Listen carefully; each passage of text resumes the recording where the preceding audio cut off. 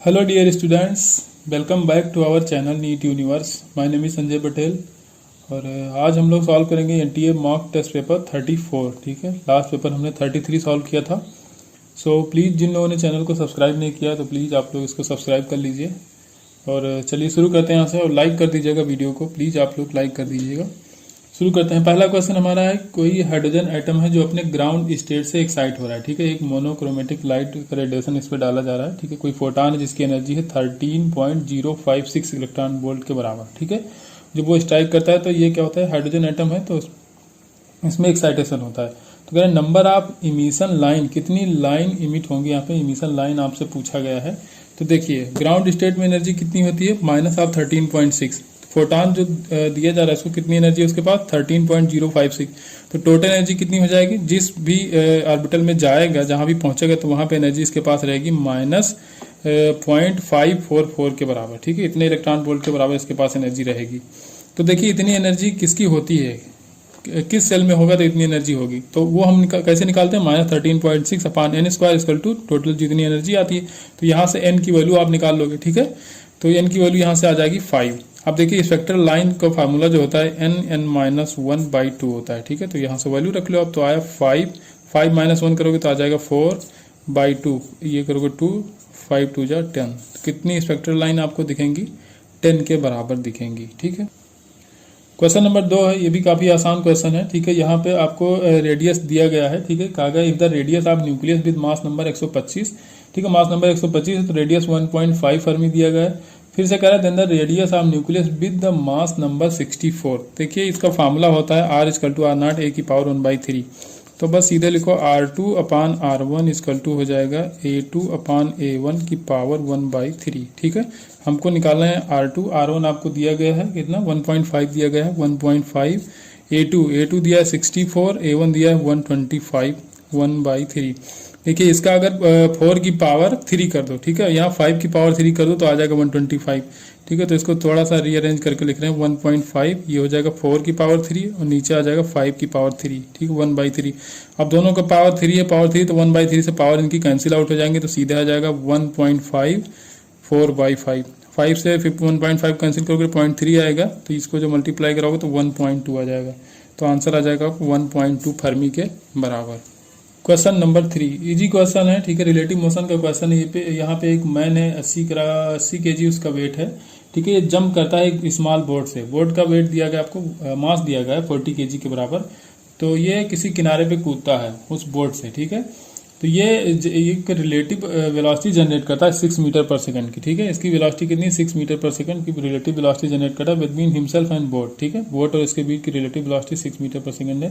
तो his velocity towards the सोर, उसकी वेलोसिटी कितनी, रिलेटिव वेलोसिटी तो 6 मीटर पर सेकंड है.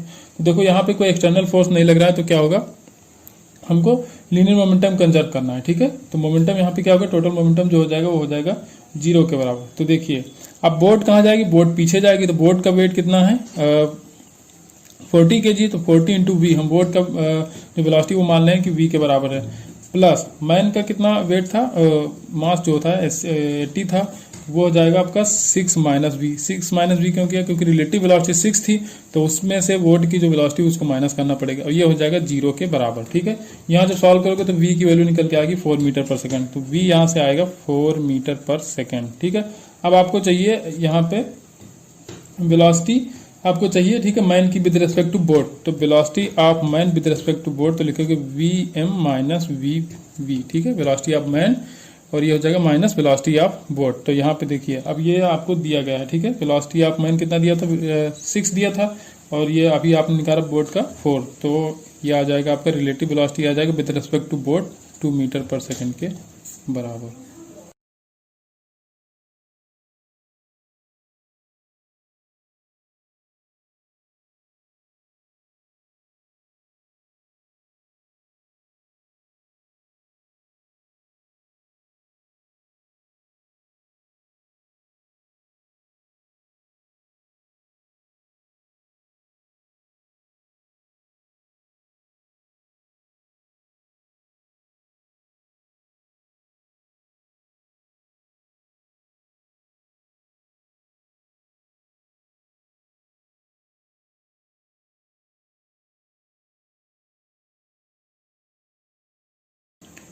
क्वेश्चन नंबर 4 है, ये स्ट्रेट लाइन मोशन का क्वेश्चन है।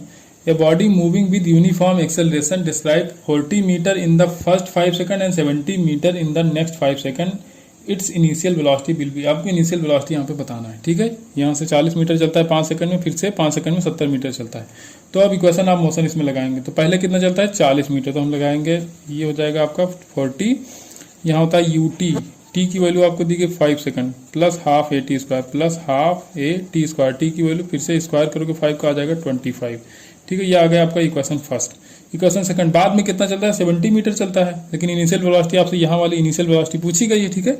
तो इसके लिए हम करेंगे टोटल डिस्टेंस लो कितना चलेगा, तो यहाँ से यहाँ तक एक 70 प्लस 40 हो जाएगा 110, और टोटल टाइम यहाँ से यहाँ कितना हो जाएगा 10 हो जाएगा। तो हम ऐसे लिखेंगे फिर u इंटू 10, टी की वैल्यू 10 हो जाएगी, 5 और 5 दोनों बाद में माइनस कर लेंगे, कोई दिक्कत नहीं। हाफ ये और टी स्क्वायर, अब टी कितना लिखोगे 10 लिखोगे, 10 का स्क्वायर करोगे तो आ जाएगा 100। ये होगा इक्वेशन आपकी सेकंड, ठीक है। अब इस इक्वेशन को हमको सॉल्व करना है, तो यहाँ पे कितना है 10u के बराबर, यहाँ 5u है, तो ऊपर अगर आप 2 से मल्टीप्लाई करा लो तो यहाँ 2 से मल्टीप्लाई करा दो, यहाँ भी 2 से मल्टीप्लाई करा दो, ठीक है। तो ये कितना हो जाएगा 10u, ये भी हो जाएगा। अब इसको यहाँ से माइनस कर लो, ठीक है। तो अब यहाँ से माइनस करके कितना 40 इंटू 2 ये हो जाएगा 80 माइनस 110, तो यहाँ पे आ जाएगा माइनस ऑफ 30, ठीक है। आ जाएगा माइनस 30, ये हो जाएगा कैंसिल, यहाँ पे ये हो जाएगा 2 कैंसिल हो, तो यहाँ 25 ए हो जाएगा। अब यहाँ पे 50 ए है, माइनस 50 है, तो यहाँ पे हो जाएगा माइनस 25 ए के बराबर। तो ये माइनस माइनस कैंसिल आउट हो जाएगा, तो यहाँ पे ये 30 है, यहाँ पे ए हो जाएगा 30/25, 30/25 या 6/5 या फिर 1.2 लिख सकते हो, ठीक है। अब ये आ गया 1.2 मीटर पर सेकंड स्क्वायर, ये आ गया एक्सेलरेशन। अब इसकी वैल्यू किसी भी इक्वेशन जो फर्स्ट था यहाँ पे वहाँ रख लो ए की वैल्यू, तो वहाँ भी यू निकाल सकते हो आसानी से आप, ठीक है। अगर यहाँ रखोगे तो इक्वेशन कौन सी थी इसमें, फर्स्ट वाली 40 था, यू टी की वैल्यू 5 प्लस हाफ ए की वैल्यू अभी निकाला आपने 1.2, टी स्क्वायर की जगह रखोगे 25, ठीक है। बहुत सॉल्व करो इसको, आपका जो यू की वैल्यू निकल के आ जाएगी वो आएगा कितना, देखिए अब यहाँ पे ये u है, u तो निकालना है, तो 5u इक्वल टू हो जाएगा, यहाँ पे 40 है, इस तरफ कितना आएगा, ये 2 से इसको काटोगे 0.6 आएगा, 0.6 को 25 से जब मल्टीप्लाई कराओगे तो आ जाएगा 15, तो 15 को यहाँ माइनस करोगे 40 में तो आ जाएगा 25, तो 5 इक्वल टू 25, तो u इक्वल टू 25/5, तो इसका मतलब 5 मीटर पर सेकंड आएगा, ठीक है। तो जो वेलोसिटी आपकी निकल के आएगी 5 मीटर पर सेकंड आ जाएगी। क्वेश्चन नंबर 4 दिया गया है, कोई रोड है, ठीक है, जिसकी चौड़ाई 10 मीटर, रेडियस ऑफ कर्वेचर दिया गया है 50 मीटर। कह रहा है कि यहाँ पे टर्न लेना है, सेफली टर्न लेना है, ठीक है। सेफली टर्न लेना, तो मैक्सिमम स्पीड ही पूछी गई, कितनी मैक्सिमम वेलोसिटी से यहाँ पे टर्न हो सकता है, ठीक है। और जहाँ पे बैंकिंग है, मतलब बैंकिंग की गई, रोड की बैंकिंग समझते हो ना, एक किनारा उठा दिया जाता है, ठीक है। तो वो जो एज है यहाँ पे वो लिया गया 1.5 मीटर, एक किनारे पे रोड को उठा दिया गया 1.5 मीटर से। तो आपको वेलोसिटी बता, तो tan थीटा इक्वल टू होता है v स्क्वायर अपॉन rg, तो v स्क्वायर इक्वल टू क्या हो जाएगा tan थीटा rg हो जाएगा, ठीक है। तो v इक्वल टू क्या हो जाएगा root of tan theta into rg के बराबर, ठीक है। अब tan थीटा, ये वाला थीटा आपको रखना है, tan थीटा क्या होता है, परपेंडिकुलर अपॉन बेस होता है, ठीक है, परपेंडिकुलर अपॉन बेस होता है। तो यहाँ पे रखोगे tan थीटा, परपेंडिकुलर आपका 1.5, बेस है यहाँ पे 10, रेडियस ऑफ कर्वेचर आपको क्वेश्चन में दिया गया था 50, और g की वैल्यू रखोगे 10, ठीक है। सॉल्व कर लेना, इसको सॉल्व भी कर देते हैं, 10 से 10 कैंसिल आउट हो जाएगा, ये हो जाएगा यहाँ से दिया जाएगा 15, 15 5 जा 75, ठीक है, ये आ जाएगा 75, तो ये लगभग आ जाएगा 8 पॉइंट समथिंग आएगा, तो यहाँ पे 8.5 ऑप्शन दिया गया है, ठीक है। तो यहाँ पे लिख सकते हैं 8.5 मीटर पर सेकंड आ जाएगा, ठीक है। Question number 6, relative permeability of iron is 5500, ठीक है, 5500 दिया गया, इट्स मैग्नेटिक सस्पेसिबिलिटी आपसे पूछा गया, ठीक है। तो म्यू आर की वैल्यू दी गई, एक्स की यहाँ पे जीटा की वैल्यू पूछी गई, तो जीटा इक्वल टू हो जाएगा, म्यू आर दिया गया आपको 5500, तो ये -1 हो जाएगा, इसमें कुछ नहीं यार, ये हो जाएगा 5499, बस खत्म, 5499।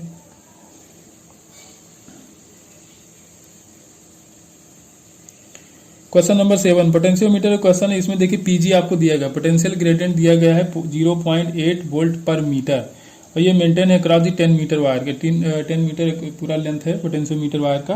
Potential difference across the 2 point on the wire located at 65 centimeter and 2.45 meter, ठीक है। तो 65 सेंटीमीटर को मीटर में बदलो तो क्या 100 से डिवाइड करोगे तो 0.65 मीटर, तो अब माना कि ये 0.65 मीटर है, ये वाला कितना है, ये वाला पॉइंट कितना है 2.45 मीटर, तो इनके बीच की जो लेंथ होगी कितना होगी 2.45 माइनस कर दोगे यहाँ पे 0.65, तो हो जाएगा 1.85, ठीक है, 185 सेंटीमीटर मान लो, या फिर 1.85 मीटर आ जाएगा, तो ये हो जाएगा 1.8 मीटर। अब ई आपको निकालना है पोटेंशियल डिफरेंस, तो पीजी से इसको मल्टीप्लाई करा दोगे जितनी लेंथ आएगी। भाई potential gradient per unit length है, ये दिया कितना 0.8, यूनिट से देख लो, वोल्ट पर मीटर है, तो इसको क्या करेंगे, अगर मीटर से हम लोग मल्टीप्लाई करा तो मीटर कितना आएगा इनके बीच का 1.85 आएगा, तो इससे मल्टीप्लाई करोगे 1.5 मीटर आएगा, तो मीटर और ये इनवर्स है तो ये कैंसिल हो जाएगा, तो कितना बचा, वोल्ट ही तो बचेगा, तो इसको आपस में मल्टीप्लाई करा लो, आ जाएगा लगभग 144 नहीं 1.44 आएगा, ठीक है, 1.44 वोल्ट के बराबर आ जाएगा, ठीक है। क्वेश्चन नंबर 8, यहाँ पे दिया गया है कि कोई इलेक्ट्रिकल केबल है कॉपर का, ठीक है, और उसका रेडियस दिया गया 9 mm था, तो उसका रेजिस्टेंस था 5 ओम। बाद में कह रहा है कि single copper wire of cable is replaced by 6 different well insulated copper wires, ठीक है। बाद में पहले सिंगल वायर था, बाद में क्या किया उसमें 6 परत लगा दी गई, ठीक है, 6 वायर अलग अलग लगा दिए गए, ठीक है। आपने देखा होगा जब वायर को निकालते होगे उसके ऊपर जो इंसुलेटिंग लगा होता है, इंसुलेटर को जब अलग करोगे तो वहां पे कई वायर्स निकलते हैं उसमें, ठीक है, तो उसी तरह यहाँ पे सिंगल कॉपर वायर को चेंज किया गया है, ठीक है, 6 डिफरेंट वेल इंसुलेटेड वायर में, ठीक है। तो अब उसमें प्रत्येक का जो रेडियस है वो 3 mm का रहा हो, तो टोटल रेजिस्टेंस आपसे पूछा गया। तो भैया देखो रेजिस्टेंस का जो फार्मूला होता है R = रो L/A होता है, ठीक है। तो लेंथ भी सेम है, रो सेम मटेरियल है तो वो भी सेम बता दिया गया इसमें। तो क्रॉस सेक्शनल एरिया पे डिपेंड करेगा, तो यहाँ पे रेडियस चेंज किया तो जो क्रॉस सेक्शनल एरिया होता है πr² होता है, तो रो होगा inversely proportional to R, resistance जो होगा इनवर्सली प्रोपोर्शनल टू R होगा, रो नहीं। तो यहाँ पे देखो अब R2/R1 = हो जाएगा R1/R2 का होल स्क्वायर। तो यहाँ पे R1 आपको दिया था 5 ओम दिया था, जब कितना था इसका 9 mm के बराबर था जब रेडियस। बाद में रेडियस कितनी होगी 3 mm के बराबर होती है, इसका करोगे स्क्वायर, 3 से 9 को कैंसिल करो, 3 जा कितना हो जाएगा 9 हो जाएगा, और 9 ये 5 से मल्टीप्लाई करो 45 ओम आ जाएगा, ठीक है। तो सिंगल वायर का आएगा 45, लेकिन अब आपस में जब इनको रैप करोगे एक दूसरे के ऊपर, तो ये पैरेलल में तो होंगे, सारे वायर पैरेलल में होंगे, तो इक्विवेलेंट रेजिस्टेंस निकालने जाओगे तो ये पैरेलल में होंगे। तो अगर 6 वायर पैरेलल में तो क्या हो जाएगा, टोटल जितना आएगा एक का उनका बाई 6 हो जाएगा, ठीक है। तो एक वायर का कितना आया 45 आया, तो 6 वायर इसी तरह पैरेलल में लगे होंगे तो 45/6 हो जाएगा, तो यही हो जाएगा आपका आंसर। तो सॉल्व कर लो, थोड़ा सॉल्व करके दिया गया है, तो यह आ जाएगा 7.5 के आसपास, ठीक है। 6 से 42, 3 बचेगा, 6 पंचे 30, 7.5 ओम। क्वेश्चन नंबर 9 है, यहाँ पे पूछा गया है if the magnetic field is parallel to the surface, ठीक है, मैग्नेटिक फील्ड पैरेलल है किसी सरफेस के, तो मैग्नेटिक फ्लक्स उस सरफेस से क्या होगा। तो भैया देखो ये कोई सरफेस होगा, अगर मैग्नेटिक फील्ड ऐसे इसके पैरेलल है, इसके सरफेस के पास हो जाए तो इसमें फ्लक्स कोई पास ही नहीं होगा, क्योंकि फील्ड को परपेंडिकुलर होना पड़ता है, ठीक है, तब वहां से कोई फ्लक्स पास होगा, तो यहाँ पे फ्लक्स हो जाएगा 0 के बराबर, ठीक है। क्वेश्चन नंबर 10, ये भी अच्छा क्वेश्चन है। The surface density of charge on the surface of charge conductor in the air is 26.5 microcoulomb per meter square, यहाँ पे दिया गया है, ठीक है, surface charge density. Then the outward force per unit area of the charge particle, भैया outward force पूछागा तो फोर्स पर यूनिट एरिया आपसे पूछागा तो F/A करो, वैसे फोर्स का फॉर्मूला क्या होता है σ²/2ε0 × A, लेकिन पर यूनिट एरिया है तो एरिया से यहाँ डिवाइड करोगे तो ये टर्म खत्म हो जाएगा, क्या बचेगा σ²/2ε0 A। सिग्मा की वैल्यू आपको दी गई 2.6 इंटू 2.6.5 भी दिया है, ठीक है, सर ये गलती होगी 26.5, ठीक है, 26.5 इंटू 10⁻⁻6 ये दिया गया, इसका करोगे स्क्वायर, सिग्मा स्क्वायर है अपान यहाँ पे 2, और ε0 की वैल्यू दुनिया भर को याद होती है, आपको भी याद होनी चाहिए 8.85 इंटू 10⁻⁻12, ठीक है। इसको सॉल्व कर लेना भैया, इसका आंसर आ जाएगा 39.7 न्यूटन पर मीटर स्क्वायर के बराबर। क्वेश्चन नंबर 11 यहाँ पे कहा गया है कि when A positively charge particle is projected with the velocity v0 in the region between the horizontal plate, ठीक है, हॉरिजॉन्टल प्लेट यहाँ पे दी गई कैपेसिटर की। अब ये इसके पूरे प्लेन को जब लीव कर रहा है, यहाँ से जब इस प्लेट से लीव कर रहा है ये पार्टिकल जो हमको छोड़ा जाए, तो कितना एंगल बना रहा है थीटा, ठीक है, थीटा एंगल यहाँ से बना रहा है, यहाँ से हम छोड़ रहे हैं, यहाँ पे क्या होगा डिफ्लेक्शन होता है, ठीक है, तो ये थीटा एंगल निकाल रहा है, ठीक है, यहाँ से निकलेगा ये, तो ये एंगल इसका आएगा थीटा। ये इनिशियल डायरेक्शन थी इसकी, बाद में इतना डिफ्लेक्ट हुआ तो थीटा है। तो इसमें पूछा गया है कि if theta equal to θ1 for the proton and theta equal to θ2 for the alpha particle, then the value of tan θ1 upon tan θ2, ठीक है, रेशियो पूछा गया इसमें tan θ1 और tan θ2 का। तो देखो अब यहाँ पे हॉरिजॉन्टल कंपोनेंट देखा जाए, क्योंकि यहाँ पे जो इलेक्ट्रिक फील्ड होगा, ठीक है, उस पर फोर्स नीचे की तरफ लगाएगा, इलेक्ट्रिक फील्ड नीचे होगा तो यहाँ पे एक फोर्स लगेगा QE के बराबर, ठीक है, यहाँ पे एक फोर्स लगेगा नीचे की तरफ, और हॉरिजॉन्टल डायरेक्शन में कोई फोर्स नहीं होगा, तो हॉरिजॉन्टली जो वेलोसिटी Vx होगी वो तो वही रहेगी V0 के बराबर, ठीक है। अब आपको देखना है कि इस पर कितना फोर्स लग रहा है, तो QE के बराबर इस पर नीचे फोर्स लग रहा है, ठीक है। तो अब देखिए, अब यहाँ पे जो हॉरिजॉन्टल कंपोनेंट है तो यही रह जाएगा। अगर वर्टिकल कंपोनेंट की बात की जाए Vy, तो वर्टिकल कंपोनेंट पहले कोई वेलोसिटी नहीं थी, तो जो इनिशियल वेलोसिटी हो जाएगी वो हो जाएगी 0 प्लस कितना हो जाएगा AT, ए कितना लगेगा QE बाई M के बराबर, QE by M into T, ठीक है। तो Vy हो जाएगा QE by M into T. अब देखो, अब यहाँ से अगर tan थीटा देखा जाए तो tan थीटा क्या होगा, tan थीटा 1 अगर देखा जाए तो ये होगा आपका जो y कंपोनेंट होगा अपान x कंपोनेंट, तो y कंपोनेंट आ रहा है QE अपान M इंटू टी, ठीक है, अपान यहाँ पे V0 हो जाएगा, ठीक है। ये हो जाएगा tan थीटा 1, tan थीटा 2, ठीक है, tan थीटा 2 देखो तो फिर से वही फोर्स लग रहा है QE into T by M। अब यहाँ पे क्या था, जब प्रोटॉन था तब थीटा 1 था, ठीक है, तो प्रोटॉन का मास MP लिख लो, ठीक है। अब यहाँ पे प्रोटॉन का चार्ज कितना लिखोगे, 1 इलेक्ट्रॉन के बराबर चार्ज होता है, तो यहाँ पे चार्ज भी लिख दो, छुट्टी हो जाए, ठीक है। प्रोटॉन का चार्ज 1 इलेक्ट्रॉन के बराबर होता है। यहाँ पे जो अल्फा पार्टिकल होता है उस पर 2 इलेक्ट्रॉन के बराबर चार्ज होता है, यहाँ पे अल्फा के लिए थीटा 2 था तो यहाँ पे 2 इलेक्ट्रॉन लिख लो। अब मास इसका होता है जो अल्फा पार्टिकल होता है उसका 4 MP के बराबर होता है, ठीक है, अपान V0 इसमें भी, तो V0 तो कैंसिल हो जाएगा, TT भी कैंसिल, इलेक्ट्रिक फील्ड क्योंकि सेम कैपेसिटी है तो इलेक्ट्रिक फील्ड भी यहाँ पे ये यहाँ से यहाँ ये कैंसिल हो जाएगा, इलेक्ट्रॉन से इलेक्ट्रॉन कैंसिल आउट हो जाएगा, 2 से 4 कैंसिल होगा तो यहाँ पे 1/2 आएगा, 2 चला जाएगा ऊपर, तो यहाँ पे आ जाएगा 2:1 के बराबर, ठीक है। तो जो रेशियो आएगा वो कितना आएगा, 2:1, मतलब कि 2 आएगा। क्वेश्चन नंबर 12 है, इसमें कहा गया है कि the height above the surface of the earth at which acceleration due to gravity G/9, कितने हाइट पे G/9, तो G dash equal to G upon 1 plus H upon RE का होल स्क्वायर करोगे तो G डैश की value G/9 करो, इसी फार्मूले में यूज करना है, G/9 है, सॉरी G/9, तो G से G कैंसिल, 1/9 1/3 का स्क्वायर कर सकते हो, यहाँ पे यहाँ है 1 अपान 1 प्लस H अपान R का स्क्वायर, ठीक है, पेन ये खत्म हो रहा है। तो अगर देखिए स्क्वायर दोनों तरफ का हटाएंगे तो स्क्वायर हट जाएगा, तो यहाँ का 1/3 आएगा, इधर 1 प्लस H अपान RE आएगा, तो इसको इस तरफ ले आओ तो यह आ जाएगा 1 plus H upon R equal to ये 3 इस तरफ चला जाएगा, ठीक है, 1 इसमें माइनस करोगे तो आ जाएगा 2, तो H इजकल टू 2R के बराबर आ जाएगा, ठीक है।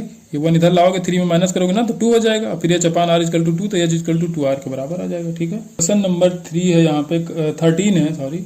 If the artificial satellite is moving in a circular orbit, कोई आर्टिफिशियल सैटेलाइट है सर्कुलर ऑर्बिट में घूम रही है अर्थ के अराउंड, ठीक है, इसका स्पीड जो है वो equal to half of the magnitude of escape velocity, जो इसकी वेलोसिटी है V0 वो एस्केप वेलोसिटी के आधी के बराबर है। तो कह रहे हाइट बताओ, तो देखिए जो वेलोसिटी होती है किसी भी सैटेलाइट की वो होती है Gm अपान RE प्लस H हाइट पे यही होता है, ठीक है। ये किसके बराबर 1/2, और यहाँ पे जो स्केप वेलोसिटी होती है 2Gm अपान R के बराबर होता है, ठीक है। दोनों तरफ स्क्वायर करो तो यहाँ से स्क्वायर हट जाएगा, ये भी स्क्वायर हट जाएगा, इसका स्क्वायर करो तो 1/4 आ जाएगा, ठीक है। इसी में कर रहे हैं, ठीक है, ज़्यादा स्टेप नहीं कर रहे हैं, तो ये हो जाएगा Gm upon R plus H equal to 1/4, यहाँ पे हो जाएगा 2Gm अपान R, ठीक है। ये आपको यहाँ पे निकालना है, ये हो जाएगा ब्रैकेट के अंदर, ये हो जाएगा Gm से Gm कैंसिल, 2 से 4 काटोगे, यहाँ पे आ जाएगा 2R, यहाँ पे 2R इस तरफ जाएगा तो 2R equal to R plus H, that's mean H equal to हो जाएगा 2R माइनस R, तो ये हो जाएगा R। तो अगर R हाइट पे कोई सैटेलाइट है तो उसकी जो वेलोसिटी होगी, ठीक है, तो वो कितनी हो जाएगी, इसके वेलोसिटी के आधे के बराबर।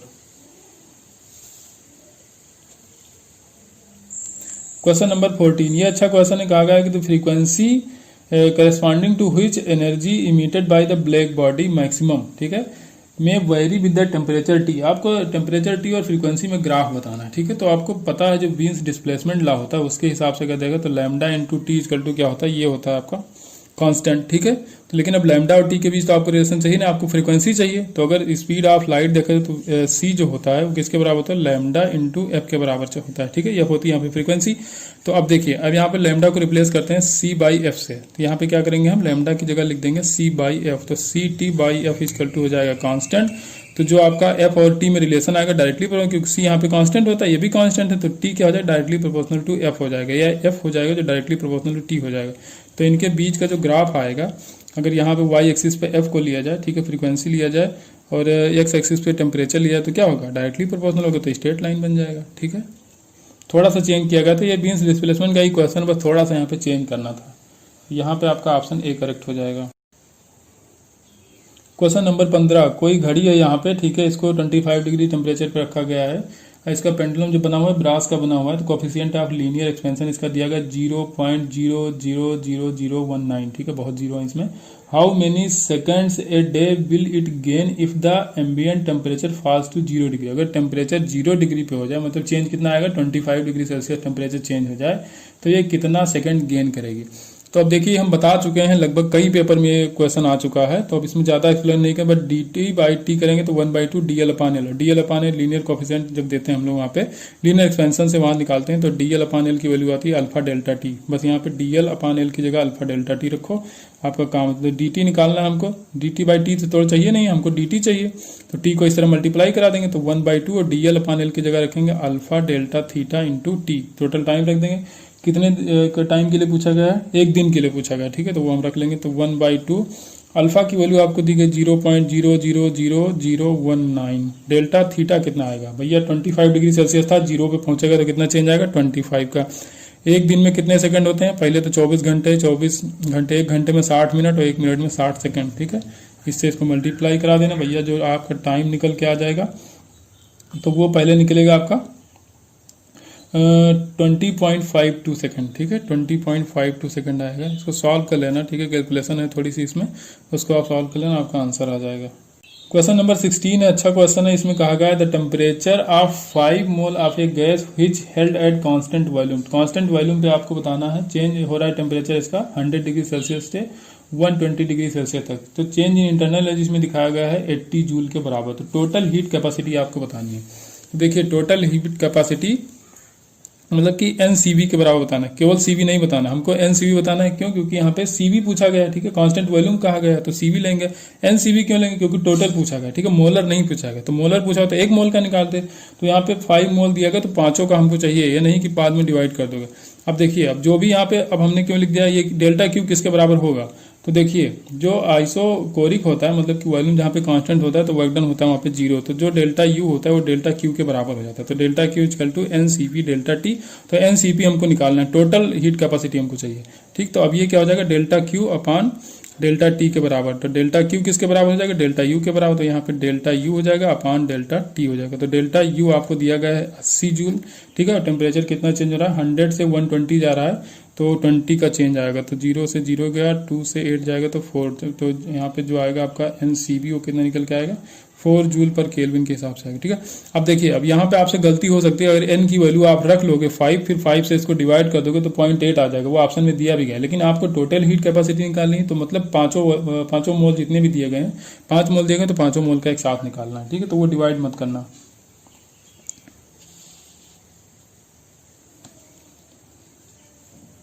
क्वेश्चन नंबर 17 है। यहाँ पे 2 सर्कुलर कॉयल हैं, एक में करंट है जो आपकी क्लॉकवाइज है और दूसरे में काउंटर क्लॉकवाइज है। तो मतलब कि जो क्लॉकवाइज करंट होगी वो बनाएगी आपकी साउथ पोल, ठीक है, वो बनाएगी साउथ पोल। और उसके जस्ट सामने काउंटर क्लॉकवाइज होगी तो उसमें नॉर्थ पोल बनेगा, ठीक है। क्योंकि इसके हिसाब से इसके सामने जब होगा तो आमने सामने को तो क्लॉकवाइज होगा, तो इससे देखोगे तो एंटी क्लॉकवाइज दिखेगा इसके पीछे से, ठीक है। लेकिन वो होगा काउंटर क्लॉकवाइज, तो इसलिए वहां पर बनेगा नॉर्थ पोल, ठीक है, नॉर्थ पोल। देखिए ये ऐसे अगर एन को बनाओ तो ये क्या दिखा रहा है आपका, एंटी क्लॉकवाइज बता, और एस को अगर ऐसे बनाओ तो ये क्लॉकवाइज दिखा रहा है। तो इससे भी आप समझ सकते हो, इसको ऐसे समझना, जब साउथ पोल होगा तब जब क्लॉकवाइज होगा।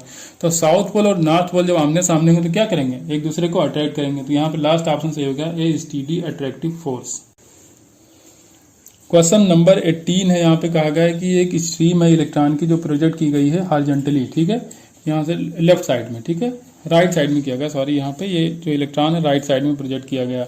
अब यहाँ पे इनके पैरेलल में एक करंट कैरिंग वायर रख दिया गया, ठीक है, करंट कैरिंग कंडक्टर रख दिया गया जिसमें करंट फ्लो कराई जा रही है लेफ्ट टू राइट, ठीक है, लेफ्ट टू राइट इसमें करंट जा रहा है।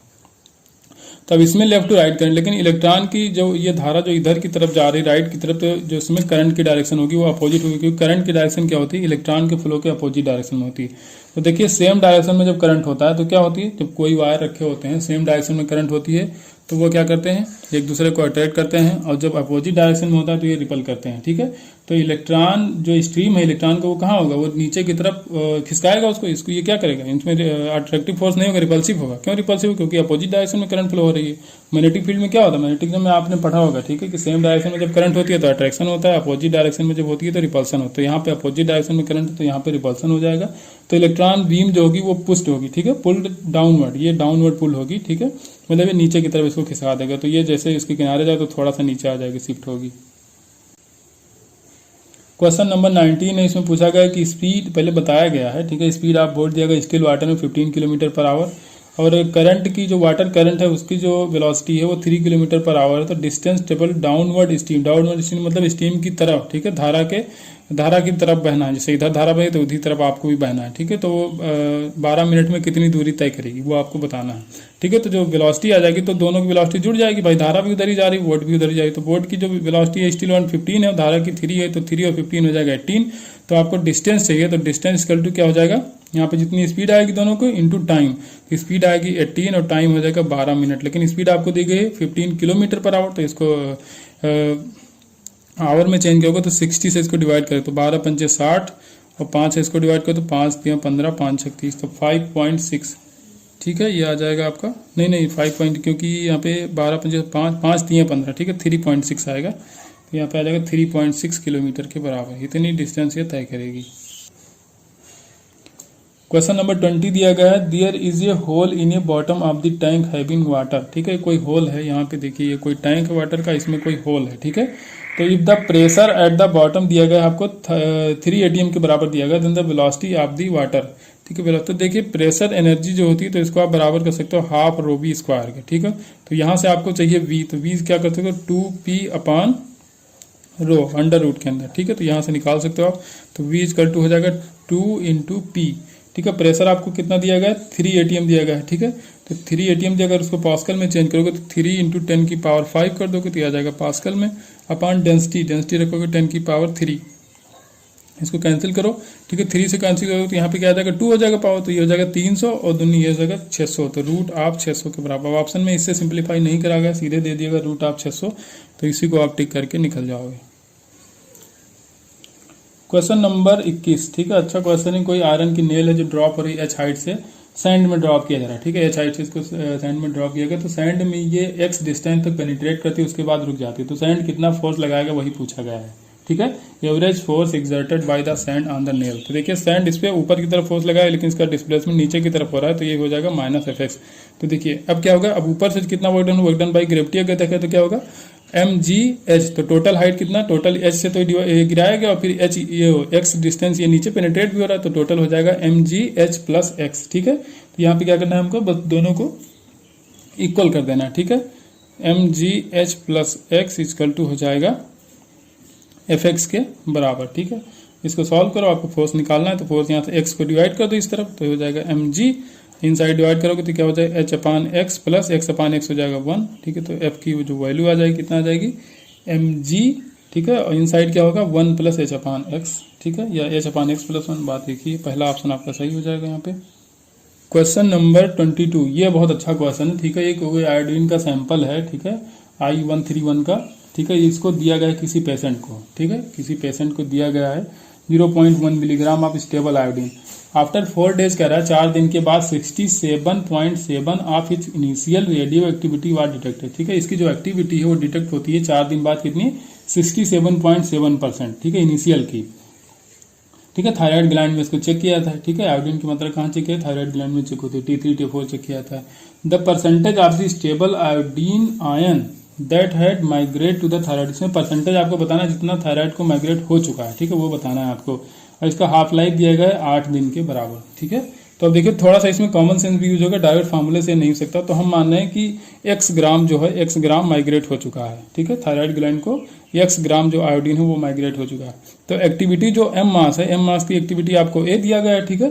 तो यूनिट मास का एक्टिविटी जो हो जाएगा वो a/m हो जाएगा। अगर x मास का देखा जाए, x जो माइग्रेट हो चुका है तो उसका कितना हो जाएगा, x का जो हो जाएगा ax अगर मान लिया है तो a/m यूनिटरी मेथड लगा रहे हैं इंटू x, ठीक है। तो ये आ गया आपका एक्टिविटी एट x मास, ठीक है। अब देखिए, अब ये बताया कितना गया, ये किसके बराबर है, आपको क्वेश्चन में बता दिया गया कि 4 दिन बाद जितना बचेगा उसकी एक्टिविटी कितना था इनिशियल का 67.7% के बराबर, ठीक है, ये इसके बराबर है।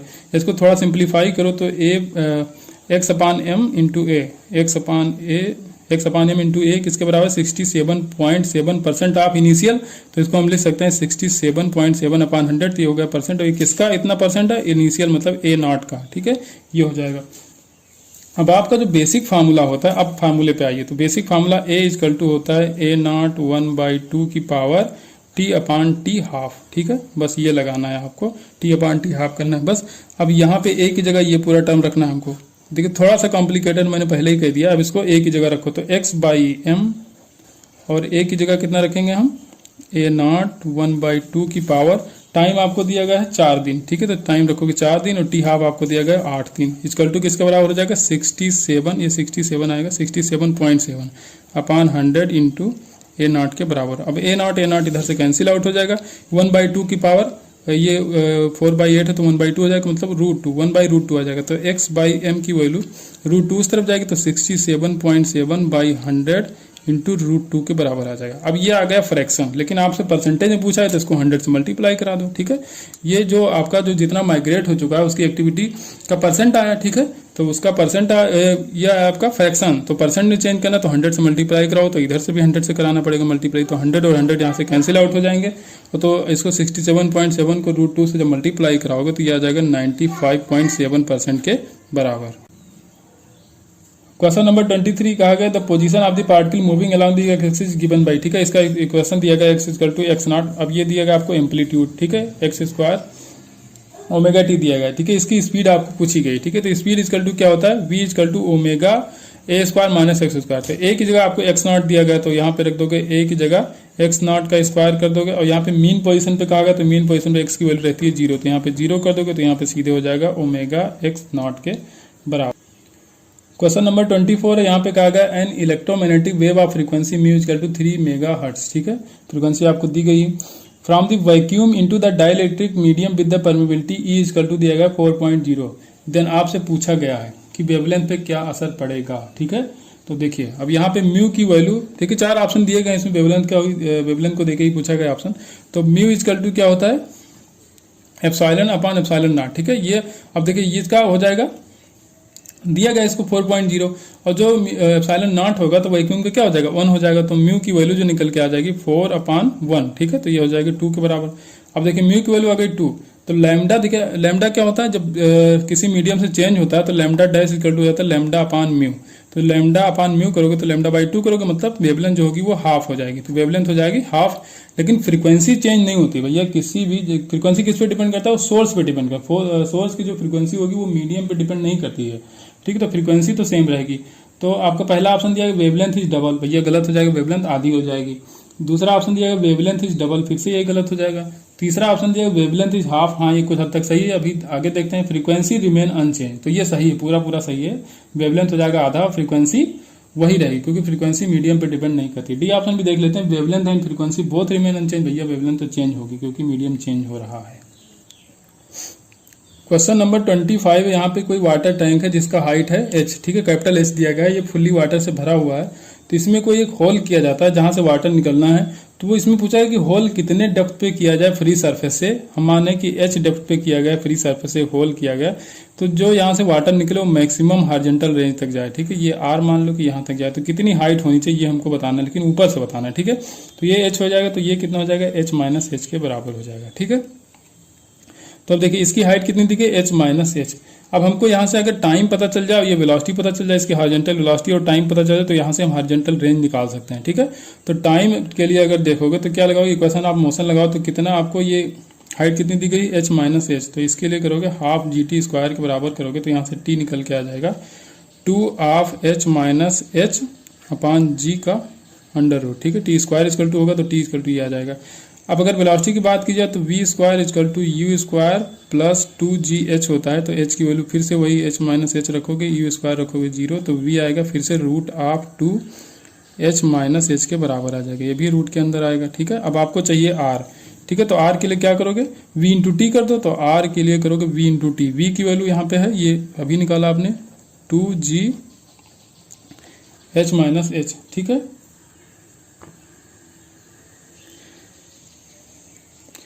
यहाँ पे थोड़ी सी मिस्टेक हुई, ये जो आप v निकालने जाओगे ना तो v तो यहाँ से इससे निकालोगे ना कि ये हाइट से आप v निकालोगे, v स्क्वायर इक्वल टू, तो यहाँ पे h रखोगे, यहाँ h माइनस h नहीं होगा तो यहाँ पे h हो जाएगा। तो यहाँ पे 2gh, तो √2gh सीधे आ जाएगा, ठीक है। ये नहीं रहेगा √2gh, तो v की वैल्यू आ जाएगी √2gh के बराबर, ठीक है। तो ये आप यहाँ से कैंसिल कर दो। R इक्वल टू हो जाएगा √2GH, √2GH, और यहाँ पे ये होगा वेलोसिटी, और आपका टाइम कितना आया था, ये आया था 2h माइनस h बाई जी का अंडर रूट, ठीक है, 1/2 रख दो पावर। अब यहाँ पे अगर हम r स्क्वायर कर देंगे तो r स्क्वायर को तो रूट हट जाएगा, तो ये हो जाएगा 2GH, ठीक है, और यहाँ पे भी रूट हट जाएगा तो ये हो जाएगा 2h माइनस h अपान जी के बराबर, ठीक है। यहाँ पे क्या हुआ, रूट हमने हटा दिया, ठीक है। अब यहाँ से अगर मल्टीप्लाई करो तो जी से जी कैंसिल आउट हो जाएगा, और ये 2h है, यहाँ पे इसको मल्टीप्लाई करो तो ये कितना हो जाएगा, 4h के बराबर हो जाएगा, तो 4 और h को इनसाइड मल्टीप्लाई कराओगे तो h into H minus half h square, r square equal to, ठीक है। अब r मैक्सिमम हमको निकालना है, r का मैक्सिमम चाहिए, मैक्सिमम r चाहिए तो क्या करेंगे, dr/dh कर देंगे यहाँ पे, तो dr/dh जब करोगे तो ये क्या हो जाएगा, 2r dr/dh इक्वल टू 4, यहाँ dr/dh करोगे तो यहाँ आएगा h, और यहाँ पे आ जाएगा 2h के बराबर, ठीक है। तो अब क्या करेंगे, dr/dh को हमको करना रहेगा 0, ठीक है। मैक्सिमा के लिए dr/dh को क्या करना पड़ेगा, हमको 0 करना पड़ेगा, ठीक है। तो यहाँ पे अब देखिए 2 dr/dh आ गया, इसको करोगे 0 के बराबर, ठीक है, तो ये पूरा हो जाएगा 0, तो यहाँ पे क्या बढ़ेगा, h minus 2h equal to हो जाएगा 0, तो यहाँ पे जो h की वैल्यू निकल के आ जाएगी h/2, ठीक है। अब ये तो निकल गया है भैया, और इसको मैं कहूँगा इसको आप याद रखो, ठीक है, कि अगर हाफ हाइट पे अगर इसको होल इसमें किया जाएगा तो जो इसकी रेंज होगी जहाँ से पानी निकलेगा उसकी जो रेंज आएगी तो वो मैक्सिमम होगी।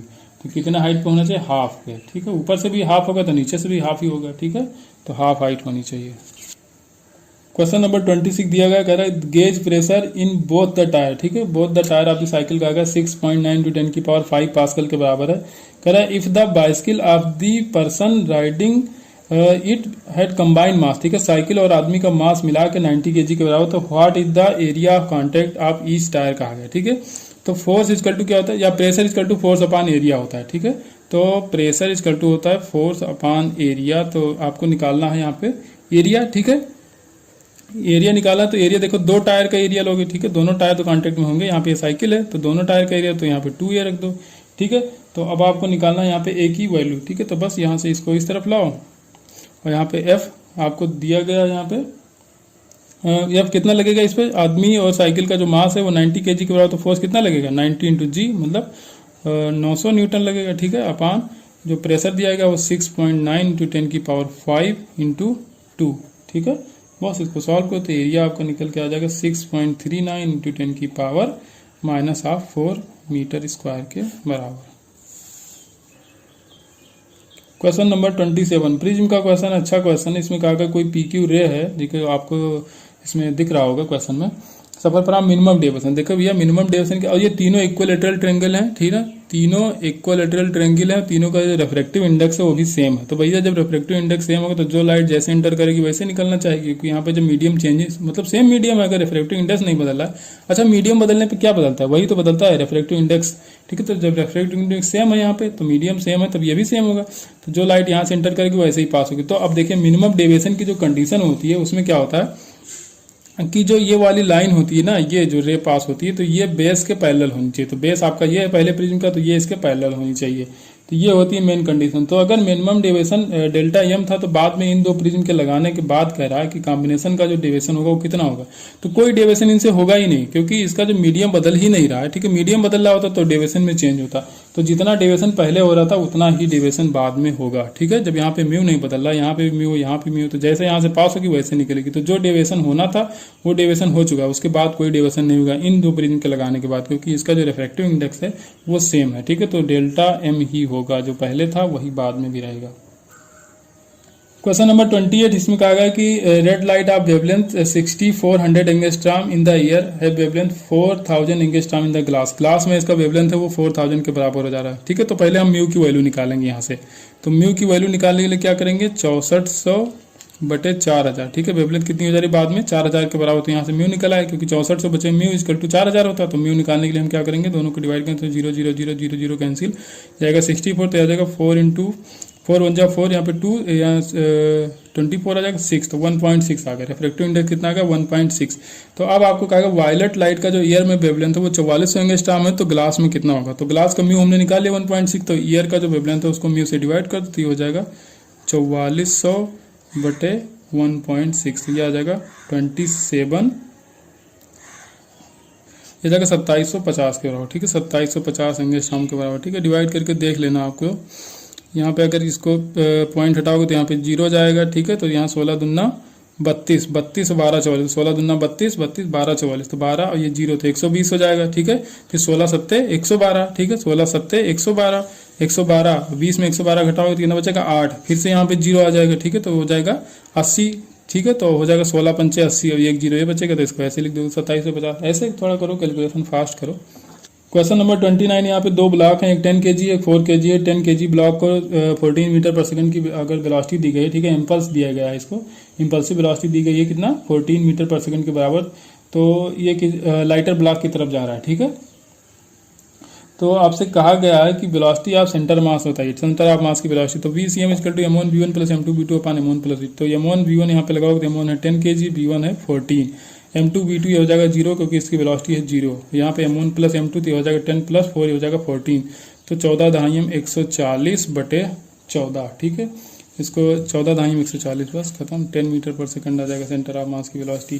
क्वेश्चन नंबर 30 आसान क्वेश्चन है, ठीक है। इसमें कहा गया कोई डिस्क है, ठीक है, क्वार्टर पार्ट है डिस्क का और इसके प्लेन के परपेंडिकुलर एक्सिस है, उससे रोटेट कराया जाए तो मोमेंट ऑफ इनर्शिया, तो भैया मोमेंट ऑफ इनर्शिया मास पे और मास के डिस्ट्रीब्यूशन पे डिपेंड करता है, ठीक है, उसके शेप और साइज पे डिपेंड नहीं करता। तो डिस्क के लिए जो फार्मूला होता है हाफ mr² वही लगाओगे तो यहाँ पे हो जाएगा 1/2 mr² के बराबर, ठीक है। इसका शेप कुछ भी हो, क्वार्टर हो 1/8 हो कोई मतलब नहीं, फार्मूला तो यही लगेगा 1/2 mr² के बराबर। क्वेश्चन नंबर 31, इसको आपको खुद ही करना चाहिए वैसे तो मैं बताता हूँ। In the following which of the following directly reverse by, reverse biasing में जो पी साइड होना चाहिए वो नेगेटिव होना चाहिए और आपका जो एन साइड होना चाहिए वो पॉजिटिव होना चाहिए। तो पहला ऑप्शन आपको देखिए, यहाँ पे पी साइड दिया गया 0 और एन साइड दिया गया -10, तो मतलब कि आगे वाला कम है पीछे वाला ज्यादा, ये फॉरवर्ड बायसिंग हो जाएगा, ठीक है। अब बी ऑप्शन में आप देखिए तो आपका जो पी टर्मिनल उसको अर्थ किया गया, तो अर्थिंग में क्या होता है 0 पोटेंशियल होता है, और जो आपका एन साइड है तो एन साइड में +5 दिया है, तो एन साइड क्या हाई वोल्टेज पे है, ठीक है, हाई पोटेंशियल पे है, और पी साइड इस पे लो पोटेंशियल पे 0 पे है, तो यहाँ पे बीपी माइनस बीएन करोगे तो निगेटिव आएगा, तो ये हो जाएगा रिवर्स बायसिंग इसकी, ठीक है। बी ऑप्शन करेक्ट हो जाएगा यहाँ पे। क्वेश्चन नंबर 32, ये अच्छा क्वेश्चन, देखिए यहाँ पे लोड रेजिस्टेंस जो दिया गया है R0 ये दिया गया है 500 किलो ओम के बराबर, ठीक है, और यहाँ पे आपको RC दिया गया है, ठीक है, 1 किलो ओम के बराबर, ठीक है। IC आपको दी गई 5 ठीक है, कलेक्टर की करंट जो है वो कितना है 5.2 मिली एम्पियर के बराबर, बेस करंट दी गई 10 माइक्रो एम्पियर के बराबर, ठीक है, और वोल्टेज यहाँ पे दिया गया कलेक्टर का जो वोल्टेज है वो है 5.5 वोल्ट के बराबर, ठीक है, इतना आपको दिया गया। आपसे पूछा गया इसमें VBE पूछा गया है, ठीक है, बेस और इमीटर के बीच का वोल्टेज आपको बताना है, ठीक है, VBE आपको बताना है, तो ये हो जाएगा आपका बेस, ये है आपका कलेक्टर और ये है इमीटर, तो यहाँ पे VBE बताना है। तो देखिए VBE का जो फार्मूला होता है VCC माइनस IB/RB, ठीक है, ये हो जाएगा क्या V=IR, तो ये क्या हो जाएगा, ये हो जाएगा ये बेस का वोल्टेज हो जाएगा, ठीक है। तो यहाँ पे आपको चाहिए VV, तो VCC। अब देखिए इसके लिए हम क्या करेंगे, यहाँ पे देखिए अगर दिया है क्वेश्चन में तो ठीक है, नहीं तो हमको निकालना। हाँ देखिए ये कॉमन जो आपका है ये कलेक्टर है, तो कलेक्टर का क्या दिया गया यहाँ पे 5.5 वोल्ट, तो ये हो जाएगा 5.5 वोल्ट माइनस, अब यह करेंगे हमको चाहिए बेस का, ठीक है, बेस का वोल्टेज कितना होना चाहिए, तो उसका करंट दिया गया, रेजिस्टेंस दिया गया, तो V=IR से वो भी निकाल लोगे। तो IB कितना दिया गया आपको 10 माइक्रो एम्पियर दिया गया, तो 10 × 10⁻⁻6, और RB आपको दिया गया यहाँ पे बेस का जो रेजिस्टेंस है 500 किलो ओम, तो 5 × 10⁵ हो जाएगा, ठीक है, समझ गया ना। 500 था किलो ओम तो 10⁻³ होता, तो 2 जीरो यहाँ से हटा के उसको भी पावर में चेंज कर दिया हमने, ठीक है। अब यहाँ पे 10 है तो 10 इसमें अगर 0 हटा दो तो 10⁻⁵ हो जाएगा, तो -5 + 5 हो जाएगा कैंसिल, यहाँ पे बचेगा 5, तो 5.5 - 5 तो यहाँ पे बचेगा 0.5 वोल्ट के बराबर आ जाएगा, ठीक है। ऐसे क्वेश्चन आते हैं, ठीक है, आपके एग्जाम में पूछे जा चुके हैं, तो अच्छा क्वेश्चन है ये। क्वेश्चन नंबर 33, ठीक है, the specific heat of an ideal gas varies with the temperature, भैया जो स्पेसिफिक हीट होता है वो टेम्परेचर पे डिपेंड नहीं करता है, तो डी ऑप्शन यहाँ पे सही हो जाएगा आपका, T0 के बराबर होगा, ठीक है, T⁻0 मतलब कि इस पर डिपेंड नहीं करेगा। क्वेश्चन नंबर 34, यहाँ पे दिया गया है कि 1 किलोग्राम वाटर है 20 डिग्री सेल्सियस पे इसको हीट किया गया है एक इलेक्ट्रिक कीटल में, ठीक है, उसका हीटिंग एलिमेंट है, उसका टेम्परेचर जो दिया गया है वो 20 ओम के बराबर है, टेम्परेचर का रेजिस्टेंस दिया गया, ठीक है, सॉरी, हीटिंग एलिमेंट का जो रेजिस्टेंस है वो 20 ओम के बराबर है, RMS वोल्टेज जो उसमें अप्लाई किया गया वो 200 वोल्ट के बराबर है, कह रहा है कि हीट लॉस को इग्नोर कर देना, जो कीटल से हीट लॉस हो रहा है उसको इग्नोर करना है, तो time taken for the water evaporate fully in ये क्लोज, ठीक है, तो आपको टाइम बताना है कितना टाइम लगेगा पूरा वाटर को इवेपोरेट होने में, कितना वाटर आपको 1 kg वाटर है, ठीक है, स्पेसिफिक हीट आपको दिया गया 4200 जूल पर किलोग्राम पर डिग्री सेल्सियस, ठीक है। पर किलोग्राम दिया तो इसको ग्राम में चेंज करने की जरूरत नहीं है। वैसे वाटर का जो मास दिया गया 1 kg के बराबर दिया गया है। और लेटेंट हीट जो वाटर के लिए दिया गया है, ठीक है, एल की वैल्यू है 2260 किलो जूल, ठीक है, किलो जूल पर किलोग्राम दिया गया। ये भी पर किलोग्राम है, कोई दिक्कत नहीं। किलो जूल, किलो, हाँ अरे यार, किलो जूल क्या कर रहा हूँ मैं, किलो जूल पर किलोग्राम, ठीक है, ये है किलो जूल पर किलोग्राम, ये दिया 2260। अब देखो यहाँ पे था वाटर, वाटर है 1 kg कितने टेम्परेचर पे, 20 डिग्री पे। तो 20 डिग्री टेम्परेचर वाटर से पहले आप जाओगे 100 डिग्री टेम्परेचर वाटर तक, ठीक है। 1 kg 100 डिग्री टेम्परेचर वाटर, और यहाँ से फिर कहाँ जाओगे, 100 डिग्री स्टीम पे जाओगे, ठीक है। तो यहाँ पे लगेगा ml, क्योंकि यहाँ पे फेज चेंज हो रहा है, यहाँ पे लगेगा ml, और यहाँ पे लगेगा ms डेल्टा थीटा या डेल्टा टी, कुछ भी लिख सकते हो। अब ये किसके बराबर होना चाहिए, अब देखिए हीटर आपको कितनी हीट दे सकता है, तो V²/R इंटू टी के बराबर, ये इतना हीट देगा हीटर, जो इलेक्ट्रिक कीटल है आपका।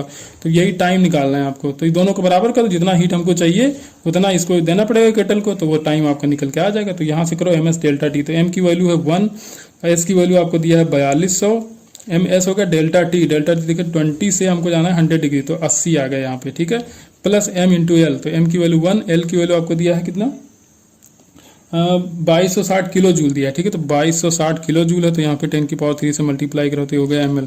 इतनी हीट हमको चाहिए, और कितने किससे मिलेगा, इलेक्ट्रिक कीटल से। तो कौन देगा हमको, इलेक्ट्रिक कीटल देगा। तो V आपको दिएगा 200 का स्क्वायर कर देंगे यहाँ पे, अपॉन रेजिस्टेंस दिया है 20, और यहाँ पे टाइम आपको कैलकुलेट करना है, ठीक है। ये टाइम आपको निकालना है। तो ये लंबा चौड़ा कैलकुलेशन है, बस इसमें और कुछ है नहीं भैया, कैलकुलेशन ही है। तो कैलकुलेशन तो हमको करना ही पड़ेगा, ठीक है। तो कैलकुलेशन जब आप करोगे तो टाइम यहाँ पे जो निकल के आएगा वो आएगा आपका, पहले आएगा सेकंड में, ठीक है, सेकंड में आएगा 1298 सेकंड। तो इसको अगर 60 से डिवाइड करोगे तो ये हो जाएगा लगभग आपका 22 मिनट के आसपास आ जाएगा, ठीक है, 22 मिनट, क्योंकि ऑप्शन आपको मिनट में दिया गया है, ठीक है, जो आंसर आपको मिनट में दिया गया है। तो ये सेकंड में निकल के आएगा, तो सेकंड को 60 से डिवाइड कर लेना तो आपका मिनट में निकल के आ जाएगा, ठीक है। इतनी कोई दिक्कत होनी नहीं चाहिए, सिंपल कैलकुलेशन है इसमें, तो थोड़ा लॉन्ग है, ठीक है, बड़ा है, पहले इसको थोड़ा सिंप्लीफाई करना, तो ये कर लेना, 2 दाएं 20 हो जाएगा, ठीक है। ये 2000 हो गया, 2000 को इसमें भी डिवाइड कर दो, इसमें भी डिवाइड कर दो, तो बड़ी आसानी से निकल आएगा, कोई दिक्कत नहीं होगी। क्वेश्चन नंबर 35 YDSC का क्वेश्चन, इसमें का रेफ्रेक्टिव इंडेक्स दे दिया गया है, ठीक है। पूरा अपर्चर जो है आपका YDSC का, उसको किसी लिक्विड में उसको इमर्स किया गया है, जिसका रेफ्रेक्टिव इंडेक्स 1.33 है, ठीक है। स्लिट का जो सेपरेशन है वो 1 मिलीमीटर के बराबर है। Distance between slit and screen कितना है, 1.3 मीटर के बराबर है। और जो लैम्डा है वो 6300 एंगस्ट्रॉम दिया गया है। फ्रिंज विद आपको बताएं, तो फ्रिंज विद का फार्मूला क्या होता है, लैम्डा d/d होता है, लेकिन लैम्डा आप डायरेक्टली नहीं लिख सकते क्योंकि रेफ्रेक्टिव इंडेक्स दिया गया है। तो रेफ्रेक्टिव इंडेक्स के लैम्डा डैश इक्वल टू क्या होता है, लैम्डा अपॉन म्यू। तो यहाँ पे लैम्डा डैश की जगह क्या रखोगे, लैम्डा अपॉन म्यू रखोगे। तो लैम्डा आपको दिया गया है 63 एंगस्ट्रॉम, एंगस्ट्रॉम को 10 की पावर -10 लिखो, अपॉन म्यू कर दो, म्यू की वैल्यू 1.33 आपको दिया गया है। और डी की वैल्यू देखो 1 मिलीमीटर, तो इसको मीटर में चेंज करोगे आप, और जो कैपिटल डी है उसका 1.3 मीटर आपको दिया गया है, ठीक है। तो इसको अप्रॉक्सिमेशन ले सकते हो, 1.33 को 1.3 से कैंसिल कर सकते हो, कोई दिक्कत नहीं। ये पावर -3 ऊपर जाएगी तो +3 हो जाएगी, तो +3 यहाँ 4 5 या 6, तो यहाँ पे 6.3 इंटू 10 की पावर -4 आएगा, ठीक है। तो उसको और थोड़ा सा 6.3 इंटू 10 की पावर -4 आएगा, या इसको थोड़ा और सिंप्लीफाई करोगे तो ये पॉइंट इधर ले आओ तो क्या हो जाएगा, 0.63 इंटू 10 की पावर -3, या -3 तो हटा के मिलीमीटर में भी लिख सकते हो, तो ये हो जाएगा 0.63 मिलीमीटर के बराबर। आई होप समझ गए होंगे आप लोग। क्वेश्चन नंबर 36, देखिए भैया ये अच्छा क्वेश्चन, इस तरह का क्वेश्चन 2015 में आया था, ठीक है, IPMT जब होता था उस टाइम। तो कोई व्हाइट लाइट है जो इंसिडेंट हो रही है किसी सरफेस पे, ठीक है, इंटरफेस है यहाँ पे ग्लास और एयर का, ठीक है, यहाँ पे एयर भरी हुई, ये ग्लास है, यहाँ पे व्हाइट लाइट डाली जाए तो ग्रीन लाइट का जो TIR हो जा रहा है, ठीक है, ग्रीन लाइट का TIR हो रहा है। तो कह रहा है कि अब इस रीजन में, ईयर वाले रीजन में कौन कौन दिखेगा। तो यहाँ पे पूछा गया, if the green light is just totally internally reflected then the emergent ray in the year content, ठीक है, यहाँ पे कौन कौन सी रे आएंगी वो आपको बताना। तो देखिए जब ग्रीन का आपका टोटल इंटरनल रिफ्लेक्शन हो गया तो जो क्रिटिकल एंगल होता है थीटा 1/μ होता है, ठीक है, तो 1/μ होता है। तो ग्रीन का यहाँ पे देखिए, अब ग्रीन से कम वेवलेंथ किसकी होगी, ब्लू की होगी, ठीक है, और ये वायलेट की होगी, ठीक है, इन तीनों की हो जाएगी, इसे ग्रीन से आपकी कम, ठीक है, जो भी वेवलेंथ की कम, तो वेवलेंथ कम होगी तो इनका जो म्यू होगा वो हो जाएगा ज्यादा, ठीक है, तो म्यू ज्यादा तो क्रिटिकल एंगल कम, ठीक है, तो critical angle inversely proportional to mu है, ठीक है। तो यहाँ पे क्रिटिकल एंगल कम हो जाएगा तो इन लोगों का तो TIR हो जाएगा, जो ग्रीन से पहले होंगे। ग्रीन से पहले कौन सी, ब्लू है आपकी, ठीक है, वायलेट है, ठीक है, इंडेक्स है, तो ये सब क्या हो जाएगी, इनका हो जाएगा TIR। लेकिन जो इसके आगे वाली वेवलेंथ है, yellow colour, orange colour, red colour, तो इनका TIR नहीं हो पाएगा क्योंकि इनकी क्या है, वेवलेंथ ज़्यादा है। तो इनकी वेवलेंथ ज़्यादा, तो इनकी म्यू कम, तो क्रिटिकल एंगल इनके लिए ज़्यादा चाहिए, ठीक है। ज़्यादा एंगल पर जब इंसिडेंस होगी तब इनका TIR होगा। लेकिन जब ग्रीन का TIR हो तो उसके पहले वाली का TIR होगा, उसके बाद वाली का नहीं होगा। तो यहाँ पे जो लाइट दिखेंगी आपको, तो ये पहले कौन सी दिखेगी, येलो दिखेगी, फिर ऑरेंज दिखेगी, फिर रेड दिखेगी, ठीक है। तो ये हो जाएगा आपका पहला option, yellow, orange and red. Same question आया था 2015 में। क्वेश्चन नंबर 37, ये भी अच्छा क्वेश्चन है। यहाँ पे कहा गया the frequency of tuning fork A is 2% more than the frequency of the standard. कोई स्टैंडर्ड फ्रीक्वेंसी दी गई है, ठीक है, उससे ए की जो फ्रीक्वेंसी है वो 2% ज़्यादा है और बी की क्या है 3% उससे कम है। जो स्टैंडर्ड वाली फ्रीक्वेंसी दी गई तो बी की उससे 3% कम है। तो कह रहा है अगर बीट करा जाए एक साथ, तो ए और बी में जो बीट आता है वो 6 के बराबर आता है, ठीक है। 6 के बराबर बीट आता है जब ए और बी को एक साथ एक्साइट कराया जाता है। तो फ्रीक्वेंसी ऑफ ए आपको यहाँ पे बताना है। तो ए की, अब मान लें स्टैंडर्ड फ्रीक्वेंसी गामा थी, ठीक है, किसी की भी थी, वो गामा के बराबर है। तो अब जब आपकी ए निकालोगे तो ए कितना हो जाएगा 1.02 गामा के बराबर, क्योंकि 2% ज़्यादा है, ठीक है। स्टैंडर्ड वाले से ए का कितना है 2% ज़्यादा है, तो ए का हो जाएगा 1.02 गामा के बराबर। और बी का हो जाएगा तो वो 3% कम है, तो वो कितना हो जाएगा 0.97 हो जाएगा, ठीक है। 0.97 गामा के बराबर है, क्योंकि ये 3% कम है, ये 2% ज़्यादा, तो 1.02 गामा के बराबर हो जाएगा। बस आपको क्या करना है, आप बीट इनको दोनों को आपस में जब बीट कराओगे तो 6 बीट मिल रहा है, तो 1.02 gamma minus 0.97 gamma equal to कितना 6 बीट के बराबर आया भैया, ठीक है। इसको यहाँ से सॉल्व करो तो गामा निकल के आ जाएगा आपका 120 के बराबर, ठीक है। यहाँ से गामा आ जाएगा 120, बस आपको ए का चाहिए तो ए इक्वल टू हो जाएगा 1.02 इंटू गामा, गामा है 120 के बराबर, ठीक है। तो 1.02 है तो लगभग थोड़ा सा इससे ज़्यादा आ जाएगा, तो ये इसको कैलकुलेट करोगे तो ये आ जाएगा 122, ठीक है, 122.4 हर्ट्ज के बराबर। क्वेश्चन नंबर 38 है, आसान क्वेश्चन है। इसमें कहा गया है कि कोई सोर्स है जिसकी फ्रीक्वेंसी है 600 हर्ट्ज, ठीक है, ये प्लेस किया गया inside the water. Speed of sound कहा गया वाटर में 1500 मीटर पर सेकंड है और एयर में कितना है 300 मीटर पर सेकंड। तो फ्रीक्वेंसी आपको बताना है रिकॉर्डेड बाय द ऑब्जर्वर, ठीक है। तो भैया देखो फ्रीक्वेंसी चेंज नहीं होती, मैं बार बार कहता हूँ, ये क्वेश्चन आ भी चुका है, ठीक है। फ्रीक्वेंसी चेंज नहीं होती मीडियम चेंज करने में, तो फ्रीक्वेंसी तो वही रहेगी, क्योंकि फ्रीक्वेंसी प्रॉपर्टी होती है सोर्स की। तो 600 हर्ट्ज थी तो 600 हर्ट्ज ही रहेगा, डी ऑप्शन करेक्ट हो जाएगा। Question number 39, if the P is the pressure, V is the volume, R is the gas constant and K is the Boltzmann constant and T is the absolute temperature, then the number of molecule। देखो भैया PV equal to NRT आपने पढ़ा होगा, PV equal to NRT, ठीक है, ये आपने पढ़ा है, ठीक है। लेकिन आपको चाहिए number of molecule, number of mole होता है N, ठीक है। तो R को आप यहाँ पे चेंज कर लो, R को लिख दो आप N के बराबर, ठीक है। R को लिख सकते हो आप NA इंटू K, ठीक है। तो यहाँ पे हम R को चेंज करेंगे तो PV equal to N, R की जगह क्या लिखेंगे NaK इंटू टी। तो देखिए Na इंटू N, ठीक है। अब ये नंबर ऑफ मोल है, अब ये एक मोल में नंबर ऑफ मॉलिक्यूल होता है, ठीक है। एवोगाड्रो नंबर है तो इसको नंबर ऑफ मोल से अगर मल्टीप्लाई करें तो टोटल नंबर ऑफ मॉलिक्यूल आ जाएंगे, ठीक है। तो बस यहाँ टोटल नंबर ऑफ मॉलिक्यूल तो चाहिए, तो Na इक्वल टू क्या हो जाएगा PB अपान KT चला जाएगा इसके नीचे, तो ये हो जाएगा टोटल नंबर ऑफ मॉलिक्यूल, एक इसके बराबर हो जाएगा PB अपान KT के बराबर। आपका ऑप्शन बी करेक्ट हो जाएगा यहाँ पे। क्वेश्चन नंबर 40, इसको देखना, name the gate which represent boolean expression y equal to A dot B. भैया ए डॉट बी किस में आता है, सबको पता होगा, आपको ही पता है, ठीक है। एंड गेट में आता है। नार गेट में क्या होगा, नार गेट में होता है ए प्लस बी का बार, ये होता है नार गेट। नैंड गेट का क्या होता है ए डॉट बी का बार होता है, ये होता है नैंड गेट। और नॉट क्या होता है ए का नॉट बी का नॉट, ये होता है नॉट गेट, ठीक है। तो एंड गेट क्या होगा ए डॉट बी, या ए डॉट बी किसका होगा एंड का होगा, ठीक है, बाहर नहीं होगा, ये एंड का सिर्फ ए डॉट बी ही होता है। क्वेश्चन नंबर 41, यहाँ पे कहा गया कोई पर्टिकुलर हाइड्रोजन लाइक आइटम है जिसका ग्राउंड स्टेट में बाइंडिंग एनर्जी कितनी है 122.4 इलेक्ट्रॉन वोल्ट के बराबर है, ठीक है। It is in the ground state then. अब इससे पूछा गया कि ग्राउंड स्टेट में, तो इसमें कौन सा ऑप्शन इसमें सही हो सकता है, ठीक है। तो ऑप्शन आपको इसमें चेक करना पड़ेगा। पहला ऑप्शन दिया गया इट्स एटॉमिक नंबर इज 5, तो एटॉमिक नंबर 5, देखिए ग्राउंड स्टेट की एनर्जी चेक करने के लिए क्या करना पड़ता है 13.6 इंटू जेड स्क्वायर, ठीक है। अब ये कितने के बराबर दिया गया आपको 122.4, तो 122.4 इलेक्ट्रॉन वोल्ट दिया गया। तो यहाँ से जेड स्क्वायर की वैल्यू आ जाएगी, जेड स्क्वायर की वैल्यू आ जाएगी 9, तो यहाँ पे जेड की वैल्यू आ जाएगी 3, ठीक है, जेड आएगी 3। तो यहाँ पे पहला ऑप्शन तो गलत हो जाएगा, ठीक है। इसका एटॉमिक नंबर 5 नहीं होगा 3 होगा, तो पहला ऑप्शन गलत हो गया। An electron of 90 electron volt can excited. देखो अब ग्राउंड स्टेट में इसकी एनर्जी कितनी दी गई है 122.4 इलेक्ट्रॉन वोल्ट ग्राउंड स्टेट में, तो इतनी एनर्जी तो कम से कम चाहिए तभी एक्साइटेशन होगा, ठीक है।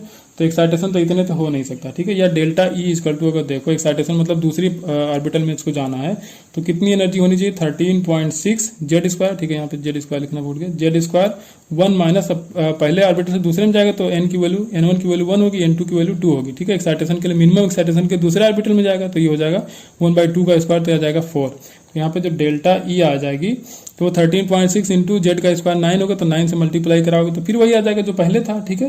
तो यहाँ से आ जाएगा आपका कितना 125 आ जाएगा, तो 125, ठीक है।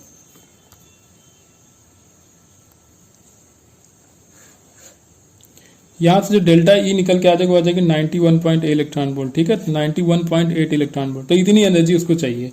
तो इतनी एनर्जी कहाँ दे रहे हो आप, तो 90 दे रहे हो सिर्फ, ठीक है। ऑप्शन में दिया गया हाँ 90 इलेक्ट्रॉन वोल्ट दे रहे हो, तो 90 इलेक्ट्रॉन वोल्ट से कहाँ एक्साइटमेंट होगा, आपको चाहिए 91.8 इलेक्ट्रॉन वोल्ट, तो ये भी ऑप्शन आपका गलत हो जाएगा।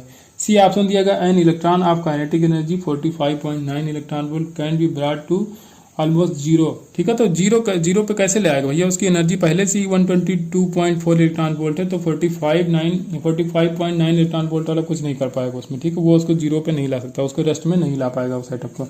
ऑप्शन नंबर डी यहाँ पे आएगा an electron of kinetic energy nearly 2.6 electron volt may emerge from the atom when the kinetic energy of electron 125 electron volt collide with this atom.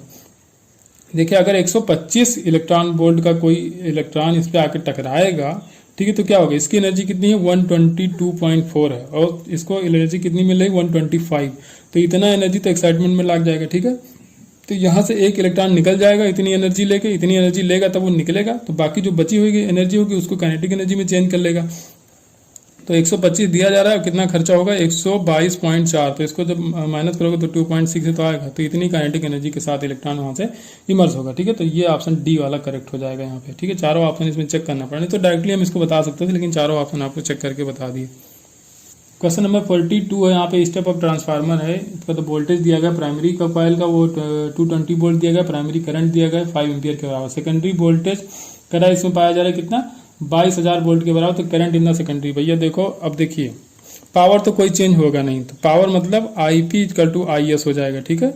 Primary circuit में वो primary coil में जो power होगा उतनी ही power होगी, ठीक है। Secondary coil में तो पावर में तो कोई चेंज हो नहीं रहा, ठीक है। तो हम चेंज वोल्टेज क्यों बढ़ा के ट्रांसमिशन करते हैं, देखिए जब ट्रांसमिशन होता है तो हाई वोल्टेज पे ट्रांसमिशन किया जाता है, क्योंकि जो हीट लॉस होता है वो किसके बराबर होता है I² RT के बराबर। तो I अगर ज्यादा होगा, हाई करंट पे अगर ट्रांसपोर्ट करोगे इलेक्ट्रिसिटी का तो लॉस ज्यादा होगा, इसलिए हम लोग वोल्टेज के फॉर्म में इसका ट्रांसपोर्ट करते हैं, ठीक है। तो वोल्टेज हाई कर लेते हैं तो करंट आपकी लो हो जाती है, तो लो करंट ही तो निकालना है। तो देखिए जो आपका पावर होता है, ठीक है, तो पावर क्या होता है I इंटू वी होता है, ठीक है, I इंटू वी। तो देखो पावर इन प्राइमरी सर्किट करोगे तो 220 इंटू 5, यहाँ पे क्या करोगे 22,000 इंटू सेकेंडरी कॉइल में जो करंट है वो, तो सेकेंडरी कॉइल की करंट निकालना है तो 22,000 को इसके नीचे लाओ तो ये हो जाएगा 22,000, ठीक है। इससे कैंसिल करोगे तो 220 से कम 220 ही हो जाएगा 100, ठीक है। 5/100 तो ये हो जाएगा आपका 0.05 के बराबर, तो 0.05 हो जाएगा। इतनी एम्पियर की करंट तो आपके सेकेंडरी सर्किट में होगी, सेकेंडरी कॉइल में करंट कितनी हो जाएगी 0.05 एम्पियर के बराबर हो जाएगी। क्वेश्चन नंबर 43 है, ठीक है। इसका जो ग्राफ आपसे पूछा गया न्यूटन कूलिंग जो होता है, न्यूटन लॉ ऑफ कूलिंग के अकॉर्डिंग जो ग्राफ होता है वो पूछा गया है। तो the correct graph between the temperature of the body kept in cooling, ठीक है, कूलर सराउंडिंग एंड टाइम, ठीक है, टाइम के बीच में ग्राफ बताना है, और जो हीट कम हो रहा है, ठीक है, टेम्परेचर जो लॉस हो रहा है वो बताना है, ठीक है। तो एक्सपोनेंशियली डिक्रीज होता है, ठीक है, टाइम के रेस्पेक्ट में जो टेम्परेचर घटता है वो एक्सपोनेंशियली डिक्रीज होता है, तो ऑप्शन डी यहाँ पे करेक्ट हो जाएगा, एक्सपोनेंशियली डिक्रीज होता है, ठीक है। The hot body in cooler surrounding cools exponentially, ठीक है, कोई हॉट बॉडी है तो कूलर सराउंडिंग में अगर रख दिया जाए उसको तो वो एक्सपोनेंशियली उसका टेम्परेचर कम होता है, तो ऑप्शन डी यहाँ पे करेक्ट हो जाएगा, ठीक है। हीट इंजन जो होता है क्या करता है, ये हीट इंजन को किसमें मैकेनिकल एनर्जी में कन्वर्ट करता है, which convert heat engine into mechanical energy, ठीक है। लास्ट क्वेश्चन आपका बच रहा है, क्वेश्चन नंबर 45 यहाँ पे दिया गया, अच्छा क्वेश्चन है ये भी। The operating point of transistor amplifier should be, ठीक है, आपको ट्रांजिस्टर को एज ए एम्पलीफायर यूज करना तो क्या करना पड़ेगा, तो देखिए यहाँ पे the operating point of transistor amplifier should be in the middle of its active region. अगर ये एक्टिव रीजन है, ठीक है, तो इस एम्पलीफायर का क्या करना पड़ेगा, हमको मिडिल रीजन लेना पड़ेगा, ठीक है। ऑपरेटिंग पॉइंट कौन सा होगा, मिडिल रीजन होता है। तो ये आपको याद करना भैया, इसको ऐसे याद कर लेना। क्या होता है, middle of the active region. जो एक्टिव रीजन होता है उसका मिडिल पॉइंट होता है, वही होता है ऑपरेटिंग पॉइंट, ठीक है। एम्पलीफायर का ऑपरेटिंग पॉइंट कौन सा होता है, उसका एक्टिव रीजन का जो मिडिल पॉइंट होता है वही होता है। तो ये हो गया आपका पेपर नंबर 34। तो डेली के डेली पेपर आ रहे हैं, डेली हम लोग सॉल्व भी कर रहे हैं। तो प्लीज़ आप लोगों को सिर्फ इतना ही करना है कि चैनल को सब्सक्राइब कर लेना और वीडियो को लाइक जरूर कर दीजिए। इसमें आपका कुछ जाएगा नहीं और मेरा तो थोड़ा हौसला बढ़ जाएगा, तो काम करने में अच्छा लगे। बाकी हम तो कराएंगे, आप लाइक नहीं भी करोगे तब भी कराएंगे, डिसलाइक भी कर दोगे तब भी कराएंगे, ठीक है।